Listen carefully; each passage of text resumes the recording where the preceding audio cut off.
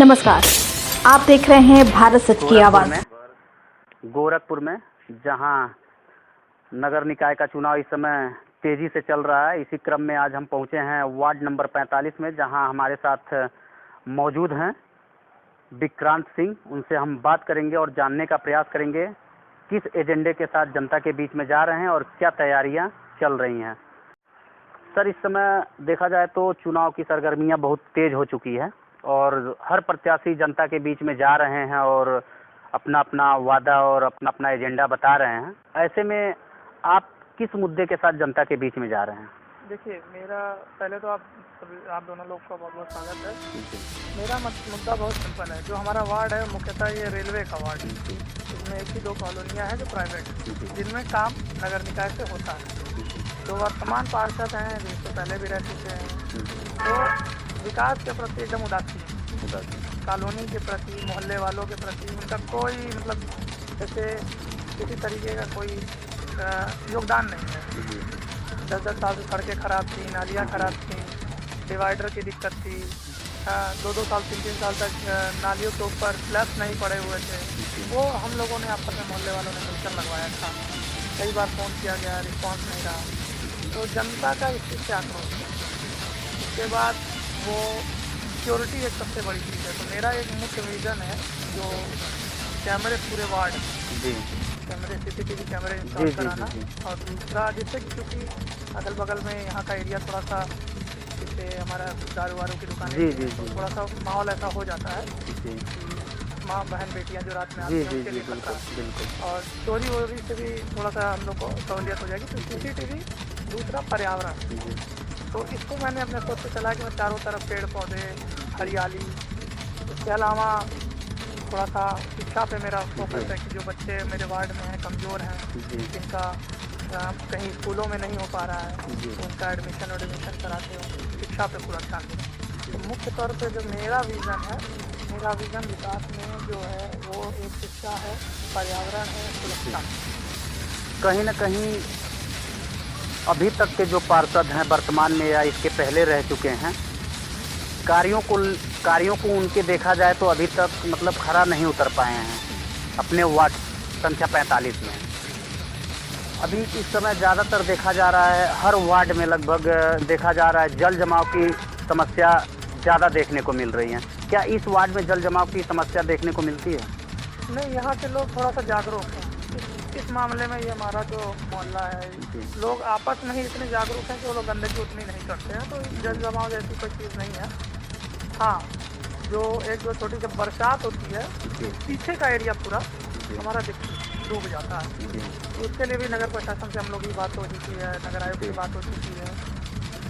But जो सबसे ज़रूरी है, फिर मैं आपसे कह रहा हूँ कि जो मूलभूत चीज़ें हमें, जैसे सड़कें नाली चाहिए, उसके प्रति हमारे पार्षद, क्योंकि वो काफ़ी टाइम से भी पार्षद हैं, तो एक आप कह सकते हैं तानाशाही रवैया है कि नहीं, अब करना नहीं है, हमारा तो अपना, बिल्कुल अपना तो है। तो बहुत लोगों से शिकायतें भी हैं कि रिस्पॉन्ड नहीं करते हैं।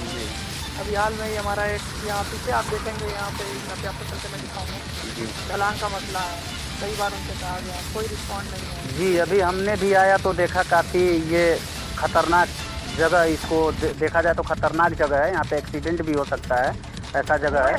जी, हुआ है जी, हमने भी देखा।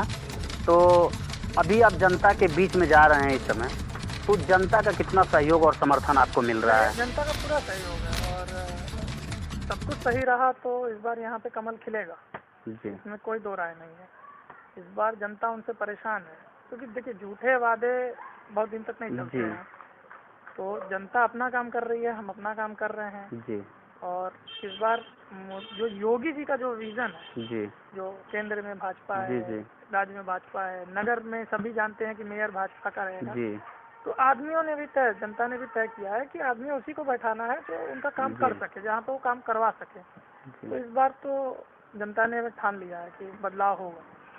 आप इतने पढ़े लिखे हैं, फिर आपको कहीं सर्विस में जाना चाहिए या बिजनेस ट्राई करना चाहिए, आप राजनीति में क्यों आना चाहते हैं? नहीं, देखिए सबसे बड़ी चीज़ तो ये है कि हाँ, पढ़ा लिखा हूँ, तो ये सबसे बड़ा कारण भी है आने का, क्योंकि जिसको जानकारी है, थोड़ा सा समझ है, वो लोगों के लिए भी काम कर सकता है। हमने बहुत ऐसा देखा है कि जो पढ़े लिखे नहीं रहते हैं वही लोग ज़्यादातर राजनीति में देखने को मिलते हैं। आप जैसे व्यक्ति बहुत कम देखने को मिलते हैं जो इतने पढ़े लिखे होने के बाद भी राजनीति में आ रहे हैं, तो इसका रीजन तो होगा कुछ। देखिए, जिनकी जिम्मेदारी है वो अपना काम नहीं कर रहे हैं जी। और मेरा जो सब्जेक्ट है, मैं यूपीएससी का स्टूडेंट रहा हूँ, तो जी। मैं पीसीएस का स्टूडेंट रहा हूँ और अभी भी मैं आपको बता रहा हूँ कि मेरे एग्जाम पड़े हुए हैं, मुझे अभी बिहार पीसीएस देना भी है, मैं उसके साथ दोनों ही काम एक साथ कर रहा हूँ। जी। लेकिन जैसे आपने कहा ना कि राजनीति में क्यों, जी। तो किसी भी मूलभूत विकास के लिए राजनीति जरूरी है। जी। और राजनीति का मकसद किसी भी क्षेत्र से, राज्य से, शहर से या अपने जहाँ पे भी वो है व्यक्ति है, वो दूसरों के लिए काम कर सकता है। जी।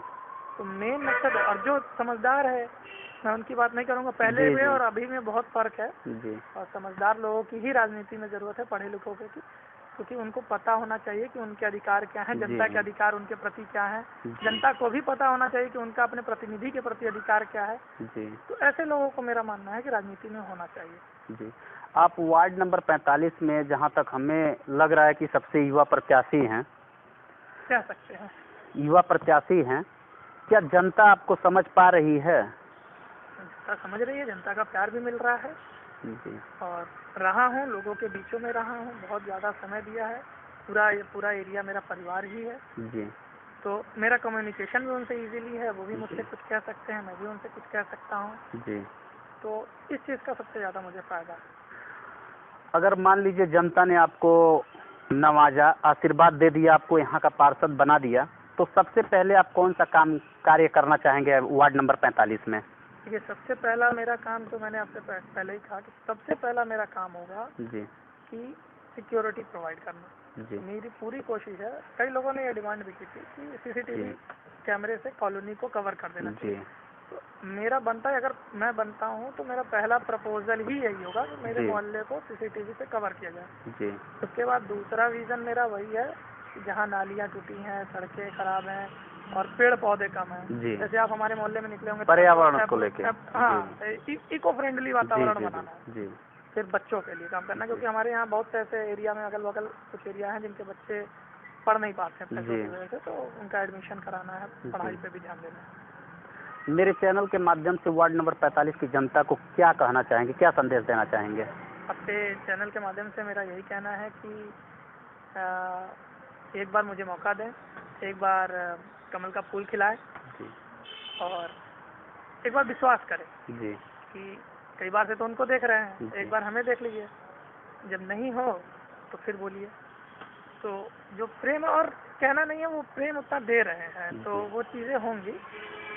मैं जिस घर में जाता हूँ, सभी लोग जिस तरीके से प्यार से मुझे बैठाते हैं, इज्जत देते हैं, तो उसी से समझ में आता है चीज़ें।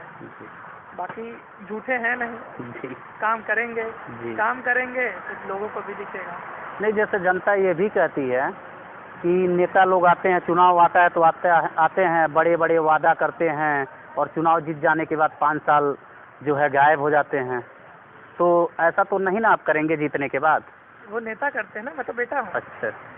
तो बेटे कैसे घर से दूर जाएंगे? जी। और यहाँ आप किसी से भी पूछेंगे मेरे बारे में, तो मेरा ये परिवार है, मैं यहाँ से कहीं जा ही नहीं सकता हूँ।